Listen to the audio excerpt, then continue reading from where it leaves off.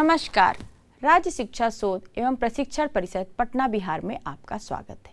बच्चों, आज हम लोग गणित विषय में कक्षा 5 के अध्याय 4 गुणज तथा गुणनखंड के बारे में सीखेंगे और जानेंगे। बच्चों, आज की कक्षा से पूर्व हमने गुणज तथा गुणनखंड में कुछ टॉपिक्स ऑलरेडी कवर कर लिया है। अभी तक हमने क्या क्या पढ़ा है, आइए देखते हैं। जैसे कि बच्चों हमने देखा था, सबसे पहले हमने जाना था कि भाज्य और अभाज्य संख्या क्या होती है।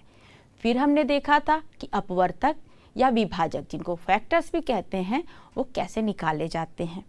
फिर हमने देखा था कि समापवर्तक क्या होता है। आगे हमने जाना था कि महत्तम समापवर्तक किस तरीके से निकाला जाता है।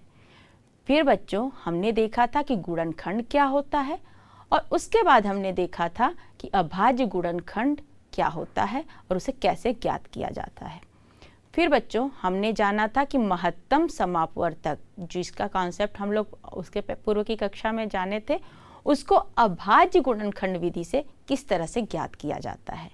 आगे हमने अभी पिछली कक्षा में ही देखा था महत्तम समापवर्तक को भाग विधि के द्वारा कैसे ज्ञात किया जाता है।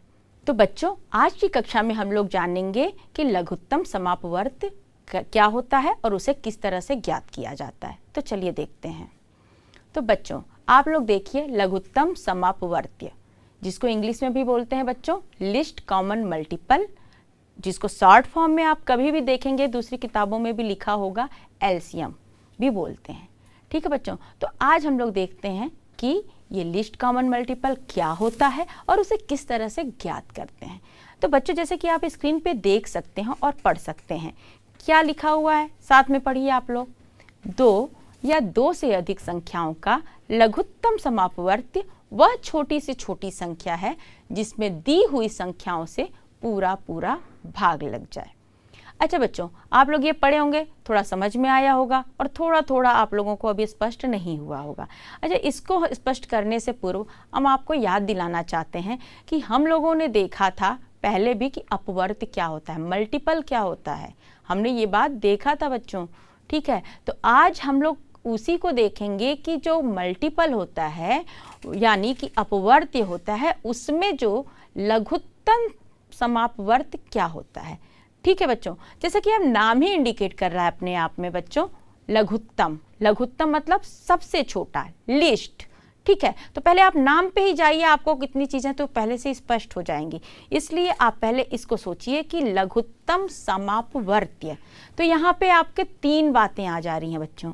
पहला शब्द है आपका लघुत्तम, दूसरा शब्द है समापवर्त्य यानी समान अपवर्त्य। ठीक है बच्चों, तो यानी इसमें क्या करना है, हमको सबसे पहले अपवर्त्य के निकालना है। फिर उसके बाद जैसे हमने common factor, highest common factor में देखा था पहले, तो यहाँ पे हम लोग भी देखेंगे कि अपवर्त्य, जैसे उसमें हम लोगों ने समापवर्तक देखा था, उसी तरीके से पहले हमने क्या किया था कि फैक्टर्स निकाले थे, और फैक्टर्स के बाद उसमें जो कॉमन फैक्टर्स थे यानी जो समान फैक्टर्स थे वो समापवर्तक होते थे। लेकिन यहाँ पे हम बात कर रहे हैं समापवर्त्य की। ठीक है, तो इस समापवर्त्य के लिए सबसे पहले दी हुई संख्या का अपवर्त्य निकालेंगे, और अपवर्त्य के बाद में हम देखेंगे कि 2 संख्याओं जिसका अपवर्त्य हम लोग निकाले हुए हैं उसमें से क्या कौन कौन सी संख्याएं समान हैं, तो उस चीज को हमें देखना है। तो इसी तरीके से फिर उसमें हम लोग आगे देखेंगे, जब समान अपवर्त्य हमें पता चल जाएंगे, समापवर्त्य पता चल जाएंगे, कॉमन मल्टीपल पता चल जाएंगे, उसमें आगे देखेंगे कि उसका जो लिस्ट कॉमन मल्टीपल है यानी जो लघुत्तम समापवर्त्य है वो कौन सी संख्या है जो कि सबसे छोटी है, और वो जो कॉमन मल्टीपल है उस बात को हमें जानेंगे और निकालेंगे। और ये बात हम लोग आगे करके खुद में देखेंगे, तब हम लोगों को और इसको स्पष्ट तरीके से समझ पाएंगे। तो बच्चों जैसे कि आप यहाँ पे देख सकते हैं कि संख्याएं दी हुई हैं, कौन कौन सी, 6 और 8। ठीक है बच्चों, कौन कौन सी संख्या दी है, सबसे पहले ऊपर से देखिए आप, 6 और 8। और हुआ क्या है इसके बारे में कि अपवर्त्य निकालना है। और बच्चों अपवर्त्य जिसको मल्टीपल भी कहते हैं, और हमने पिछली कक्षा में देखा था, तो हम क्या करेंगे कि 6 का अपवर्त्य लिखेंगे।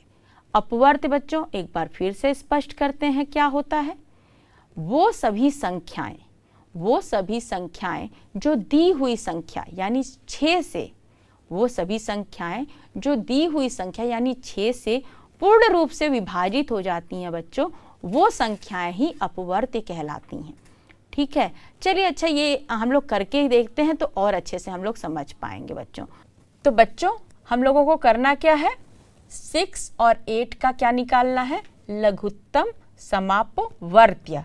ध्यान दीजिएगा बच्चों, समापवर्तक हम लोग नहीं बात कर रहे हैं, समापवर्त्य की बात कर रहे हैं। ठीक है, तो उसको शॉर्ट फॉर्म में ऐसे ही संक्षेप में लिखा जा सकता है ताकि आपको पूरा लिखने की ज़रूरत नहीं है।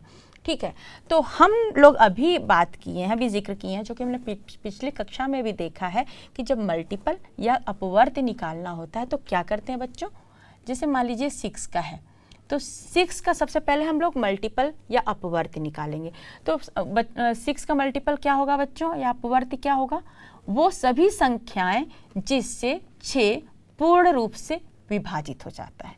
ठीक है बच्चों, तो अब बताइए कौन सी संख्या है जिससे 6 पूर्ण रूप से विभाजित हो जाएगा, वो पहली कौन सी संख्या है, बिल्कुल 6 है। ठीक है बच्चों, फिर उसके बाद कौन सी संख्या है जिससे 6 पूर्ण रूप से विभाजित हो जाएगा, बिल्कुल 12। फिर उसके बाद बच्चों, हाँ बिल्कुल 18, उसके बाद 24, फिर उसके बाद 30, उसके बाद 36 एंड सो ऑन, ऐसे आगे बढ़ता जाते हैं बच्चों। देखिए आप दूसरे तरीके से आप ये भी कह सकते हैं कि अगर आप 6 का टेबल पढ़ते चले जाएंगे तो वो जितने भी संख्याएं आती रहेंगी 6 का टेबल पढ़ने में, वो पूरी तरीके से 6 से विभाजित हो सकता है।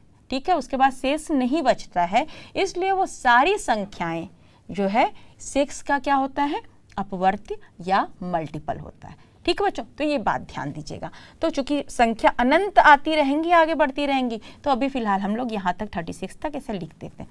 उसके बाद में हम देखेंगे कि 8 के क्या मल्टीपल होता है और उसको कैसे निकाला जाता है। अब मल्टीपल बच्चों फिर से बता देते हैं, अपवर्त्य, राइट। अब देखिए 8 को जब करेंगे तो 8 का पहले बच्चों बताओ सबसे पहले कौन सी संख्या जिससे पूर्ण रूप से ये विभाजित हो जाएगा, बिल्कुल 8 होगा। ठीक है, उसके बाद दूसरी कौन सी संख्या है, बिल्कुल 16। हाँ, अब आप लोग समझ गए हैं कि टेबल पढ़ते चले जाइए, बिल्कुल 24, उसके बाद हो जाएगा आपका 32, यस, फिर 40, फिर क्या होगा बच्चों 48 एंड सो ऑन, ऐसे आगे बढ़ता चले जाएगा। ठीक है बच्चों, अब अभी तक हमने क्या किया बच्चों, पहले बताइए ये क्या था, ये हमारा था अपवर्त्य। क्या था बच्चों, अपवर्त्य। ठीक है, ये भी है, ये किसका, 6 और 8 का।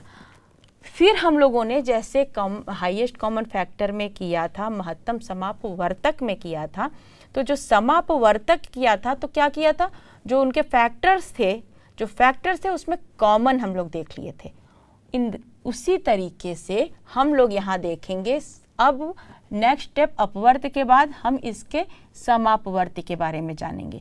तो समापवर्त्य मतलब समान अपवर्त्य, वो संख्याएं जो इसमें भी आई हैं और इसमें भी आई हैं बच्चों, इसमें और इसमें। अब हम लोग देखते हैं कि कौन कौन सी संख्या है जो इसमें भी आई हैं और इसमें भी आई हैं, बताइए। बिल्कुल, आप देखिए 6 नहीं है, 12 नहीं है, 18 नहीं है, हाँ 24 वो संख्या है क्या, जो कि इसमें भी आया है और इसमें भी आया है। वो सबसे छोटा संख्या कौन सा है, 24। मान लीजिए और आगे भी देखते हैं, 36 है, मान लो 36 तक नहीं आया, यहाँ पे अगर हम और भी कर देते तो 42 रहता, और उसके बाद बच्चों हम जब करते तो इसमें 48 भी आता, उसके आगे भी। तो यहाँ पे 48 था और यहाँ भी 48 है, तो दूसरी कौन सी संख्या है, 48 है, जो इसमें भी है इसमें भी है। इस तरीके से आप टेबल पर करते चले जाएंगे और आप देखेंगे वो कौन सी संख्याएं हैं जो 6 में भी और 8 में भी कॉमन है, किस चीज़ के, इसके अपवर्त्य में।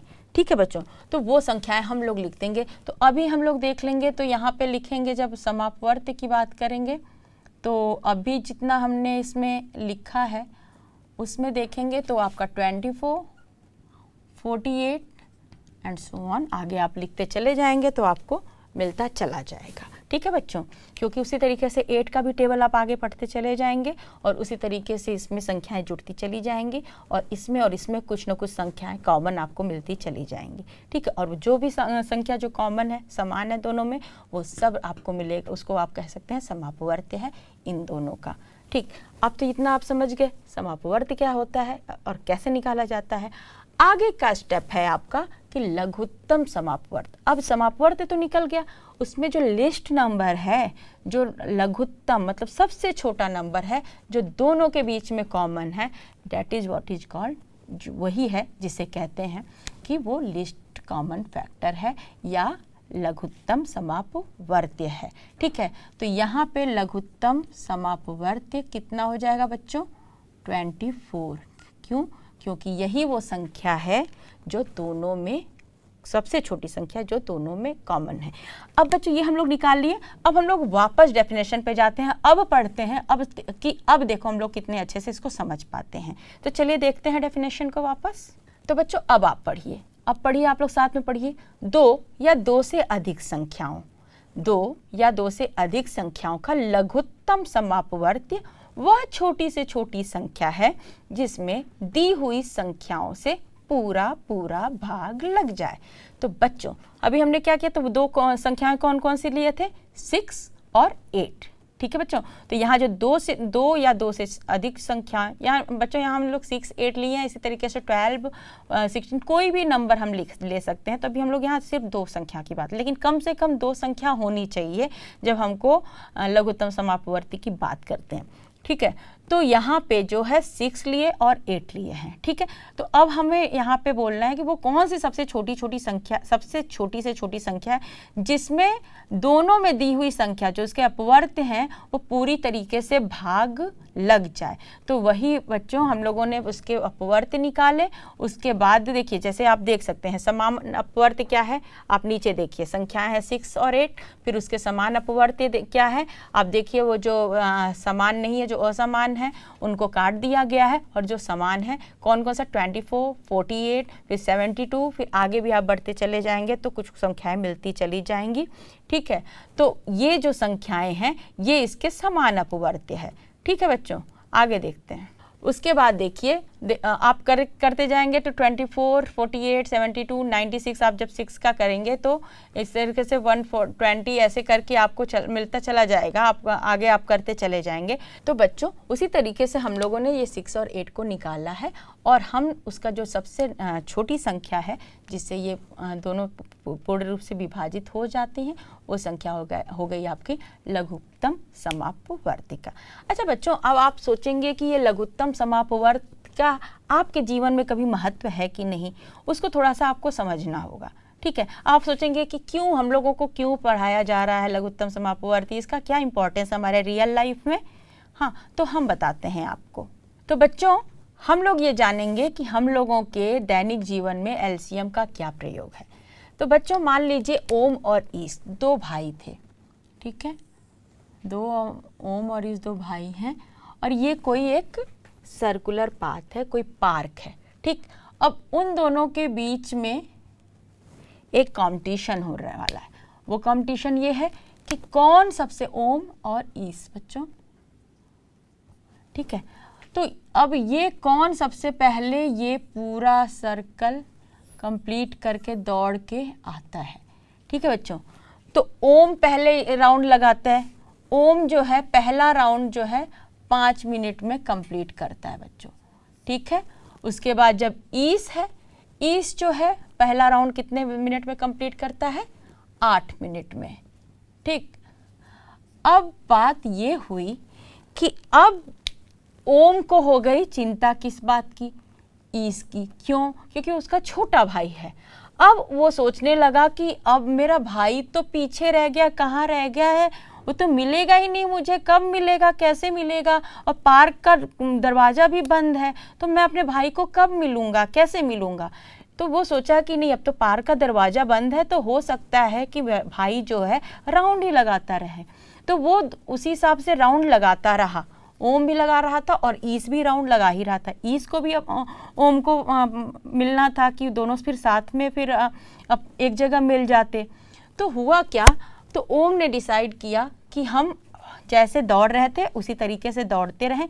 ईस्ट तो हमें मिलेगा ही मिलेगा, क्योंकि पार्क का दरवाज़ा बंद है, तो है तो वो पार्क में ही। तो वो दौड़ता रहा, तो वो दौड़ता रहा। फिर हुआ क्या बच्चों कि वो दौड़ते दौड़ते एक समय ऐसा आया, कब 40 मिनट, जब वो 40वां मिनट था, तो 40वें मिनट पे आके वो दोनों साथ में मिले।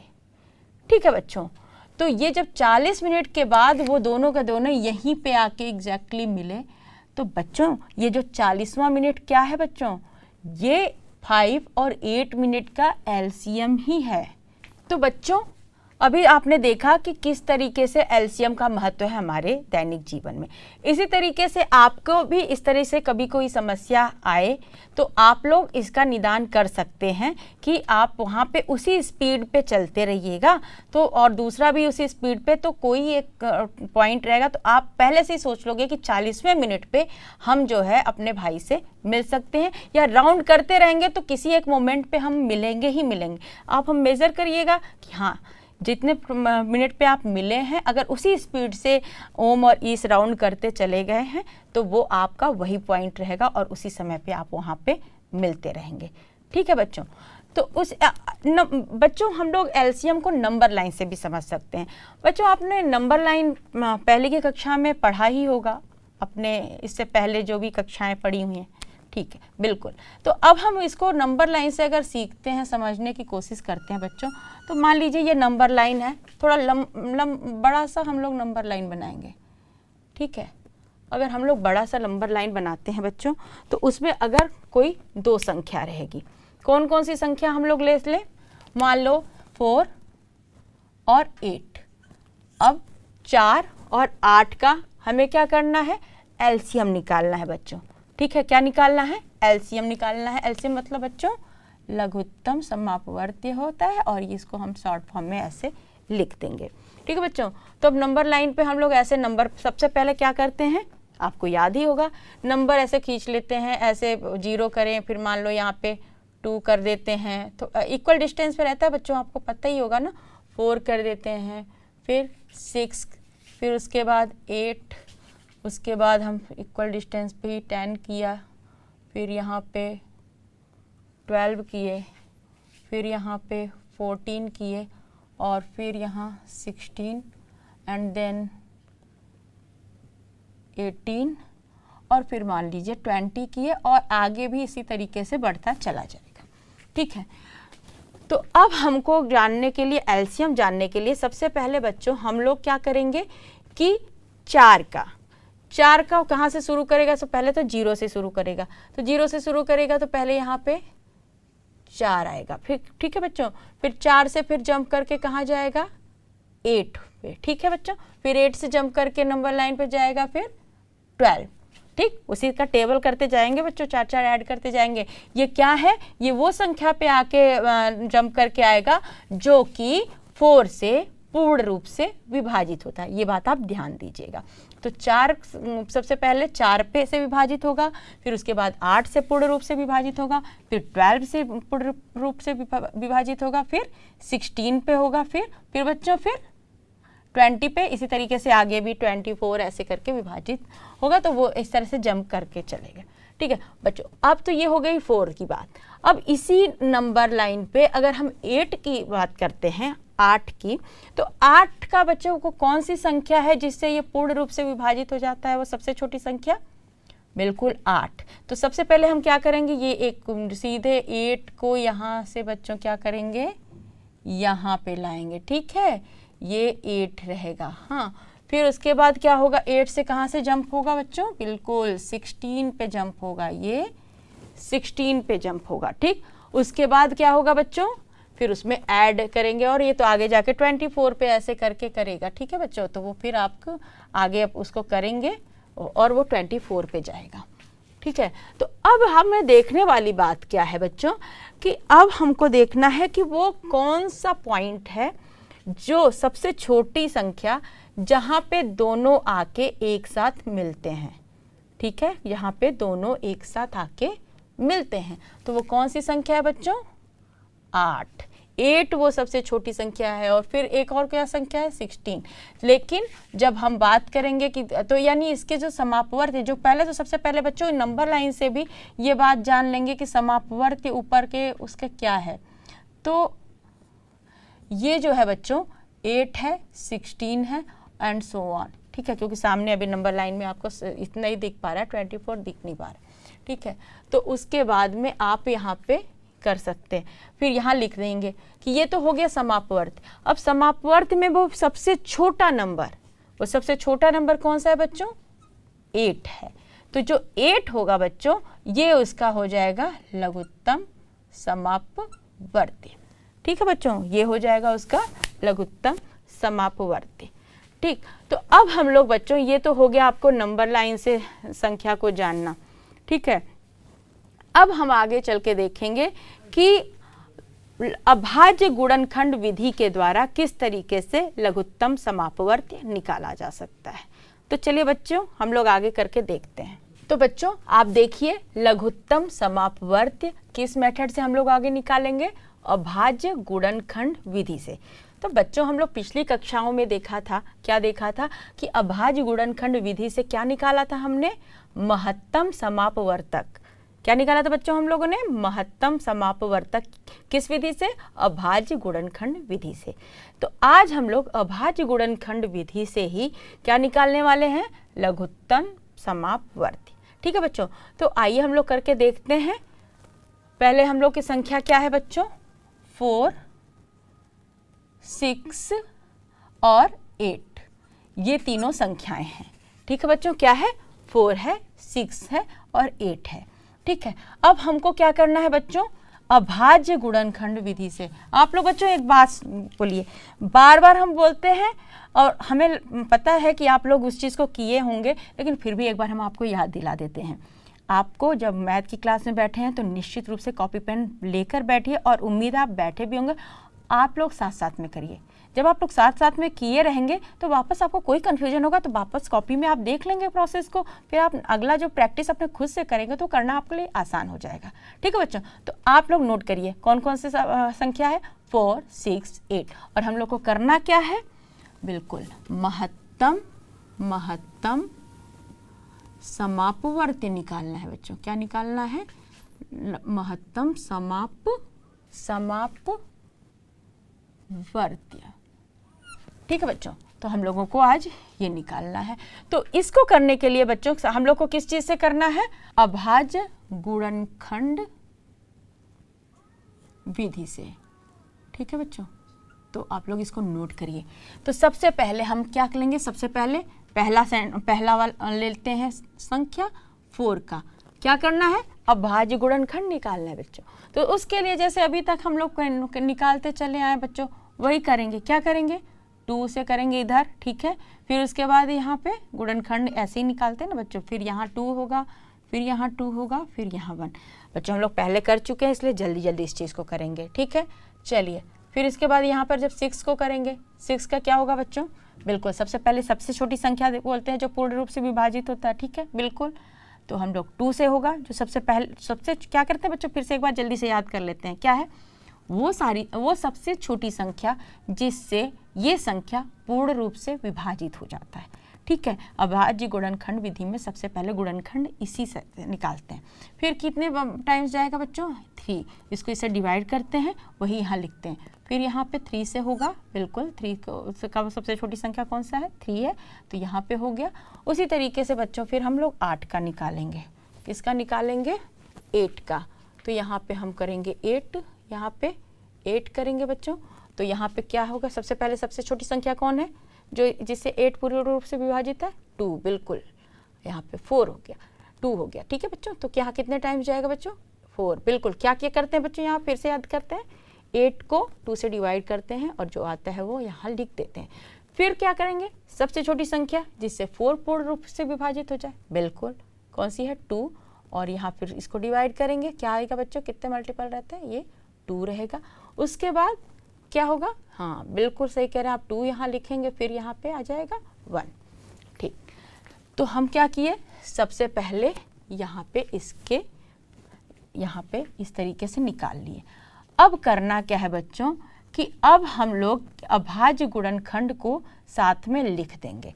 तो ये जो है, ये जो संख्याएं हैं इनको साथ में लिखेंगे कि अभाज्य गुणनखंड सबसे पहले लिखेंगे। अभाज्य गुणनखंड किन का, इसको शॉर्ट में लिख देते बच्चों। इसमें अगर हम 4 का करें तो 4 का आएगा बच्चों, कितना आएगा, हम लोग क्या करते हैं इसको 2 × 2 करके कर सकते हैं, चेक करते हैं, 4 आएगा। ठीक है, उसके बाद जो है 6 का करेंगे तो कितना है बच्चों, बिल्कुल 2 × 3, तो यहाँ लिख देंगे 2 × 3। ठीक है, उसके बाद 8 करें का लिखेंगे, तो 8 का अभाज्य गुणनखंड कौन सा है बच्चों, 2 × 2 × 2। ठीक है, क्या हो गया, 2 × 2 × 2। ठीक है, अगला स्टेप हमारा क्या है बच्चों, बिल्कुल हम लोग क्या करेंगे, अभाज्य गुणनखंड को कर लेंगे, पहले लिख लेंगे। अब अगला काम हमारा क्या रहेगा, बिल्कुल नाम बताए थे ना, फिर समान देखेंगे इसमें कि समान कौन कौन से अपवर्त्य हैं। तो बच्चों इसको करने के लिए हम थोड़ा सा पहले वाले उसको ध्यान नहीं देंगे जो अभी तक हमने कॉमन फैक्टर में किया था या समापवर्तक में किया था। यहाँ पे थोड़ा सा अंतर है। यहाँ समापवर्त्य जानने के लिए बच्चों अब हमको ये देखना होगा, उसमें हम लोगों ने अपवर्तक में क्या किया था कि इन तीनों में से कौन सी संख्या जो सबसे छोटी है और कॉमन है, मतलब कौन कौन सा कॉमन है। तो कॉमन तो हम लोग देखेंगे ही देखेंगे, कौन कौन सा कॉमन है बच्चों, ये कॉमन है। ठीक है, तो अगर सिर्फ हम इसकी बात करते तो 2 कॉमन रहता और यहाँ पे 2 कॉमन रहता। ठीक है बच्चों, ये तो बात वहाँ की थी, कब की, जब हम बात करते अपवर्तक की। लेकिन यहाँ जब हम अपवर्त्य की बात करेंगे तो वो अलग है। वो क्या है हम देख, तो बच्चों इसमें थोड़ा सा डिफरेंट है, अलग है। इसमें क्या करेंगे बच्चों कि वो संख्या, जैसे इसमें अगर 2 है बच्चों, इसमें इस तरीके से हम लोग सबसे पहले लिख देंगे, देखिए ऐसे 2²। अगर इस तरीके से लिखेंगे बच्चों, हम लोग पहले देख चुके हैं पिछले कक्षाओं में कि इसको अगर 2 × 2 को 2² भी लिख सकते हैं बच्चों, बिल्कुल।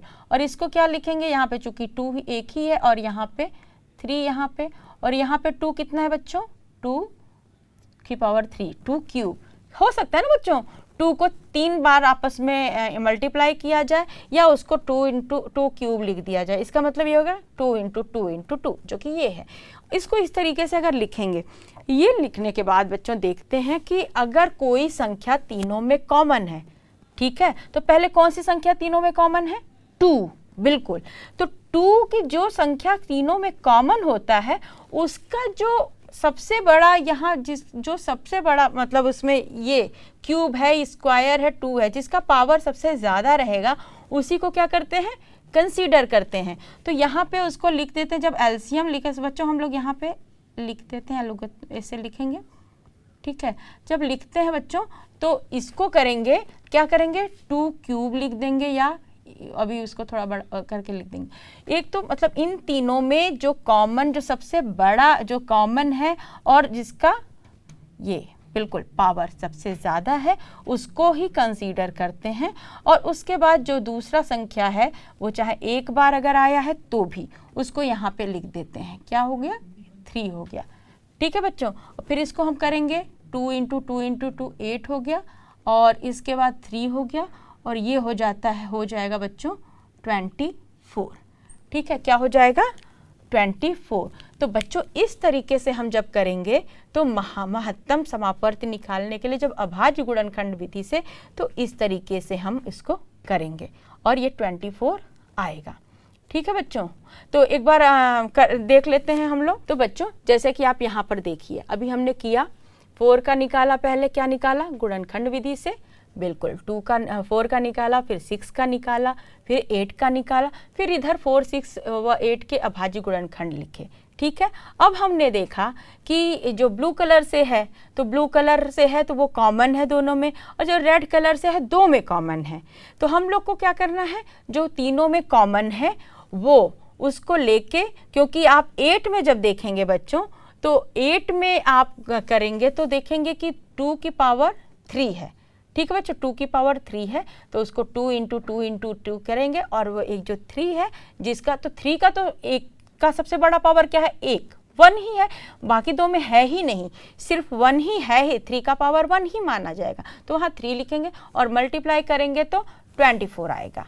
ठीक है बच्चों, तो बच्चों उम्मीद है कि आप लोग महत्तम समापवर्ती को अभाज्य गुणनखंड विधि से सीख लिए होंगे और कर लिए होंगे। तो हम आपको होमवर्क देते हैं, आप उसको अपना खुद से करके देखिएगा। अगर आप लोग नहीं कर पाएंगे तो परेशान मत होइएगा, अगली कक्षा में हम इसके कुछ उदाहरण और दिखाएंगे आपको, और उसके बाद अगर आपको कहीं समस्या रहेगी तो वो आपकी निश्चित रूप से दूर होगी। तब तक आप लोग इसको कोशिश करिएगा, ये होमवर्क जो हम आपको दे रहे हैं। तो बच्चों आप लोग इसको नोट करिए। अभाज्य गुणनखंड विधि से लघुत्तम समापवर्ती ज्ञात कीजिए। पहला प्रश्न है आपके लिए 3, 6 और 9 के बीच में आपको लघुत्तम समापवर्ती निकालना है। उसके बाद दूसरा आप लोग नोट कर लीजिए बच्चों, 4, 8 और 12 का लघुत्तम समापवर्ती आपको निकालना है। तो बच्चों आप लोग कोशिश करिएगा, और नहीं होगा तो परेशान भी मत होइएगा, हम अगली कक्षा में कुछ और उदाहरण देख के इसको आपको और स्पष्ट करते हैं। तब तक आप लोग हंसते रहिए, मुस्कुराते रहिए और गणित के अभ्यास को करते रहिए। नमस्कार।